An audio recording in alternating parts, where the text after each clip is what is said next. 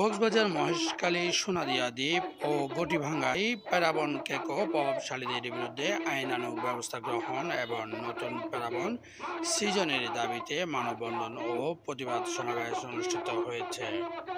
সোমবার ৮ জুলাই সকালবেলা জেলা প্রশাসক কার্যালয়ের সামনে গ্রিন অ্যাসোসিয়েশন অব বাংলাদেশ আয়োজিত সমাবেশে সভাপতিত্ব করেন সংগঠনের চেয়ারম্যান সাংবাদিক রফিকুল ইসলাম সোহেল।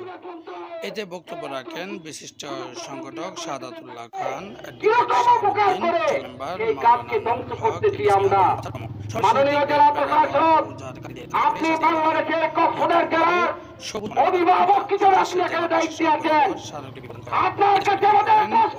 জেলা প্রশাসক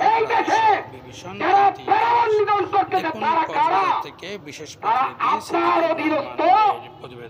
প্রতিনিধিরা আমি স্পেসিফিক নাম ঘোষণা করতে চাই। আপনার অধীনস্থ জনপ্রতিনিধিরা সেই বাগান ধ্বংস করে খেলা দেখাচ্ছেন আমাদের সাথে। মানুষের ট্যাক্সের উপর যে টাকা আদায় হয় সেই টাকা থেকে আপনারা খরচ করতেছেন, আবার সেই বনকে নিধন করতেছেন।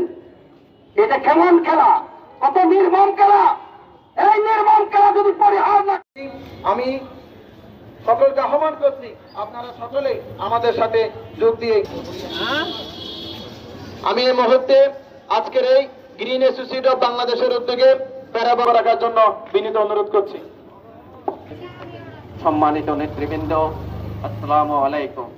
আজকে এই সমাবেশে আমাকে দুই একটা কথা বলার সুযোগ দেওয়ার জন্য আমি সমস্ত জলোচ্ছ্বাস এবং প্যারাবন ধ্বংস হওয়ার কারণে অনাগত ভবিষ্যৎ অন্ধকার এই মনোভাব আমি ব্যক্ত করি।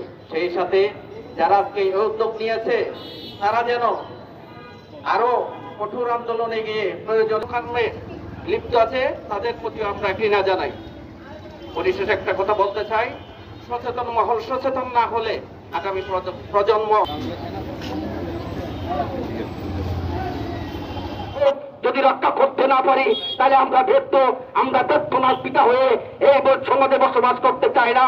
আমি চাই আমার ছেলের, আমার প্রজন্মদের জন্য একটি সবুজ বেষ্টিত, প্যারাবন বেষ্টিত, বন বেষ্টিত একটি পৃথিবী, শান্ত ছায়াতল, সুশীতল ছায়াতলের একটি পৃথিবী আমরা চাই। এই বলে আমি আমার বক্তব্য শেষ করছি। ওয়াখিরু দাওয়ানা আলহামদুলিল্লাহি রাব্বিল আলামিন। আসসালামু আলাইকুম ওয়া রাহমাতুল্লাহি ওয়া বারাকাতুহু। জয় বাংলা, জয় বঙ্গবন্ধু।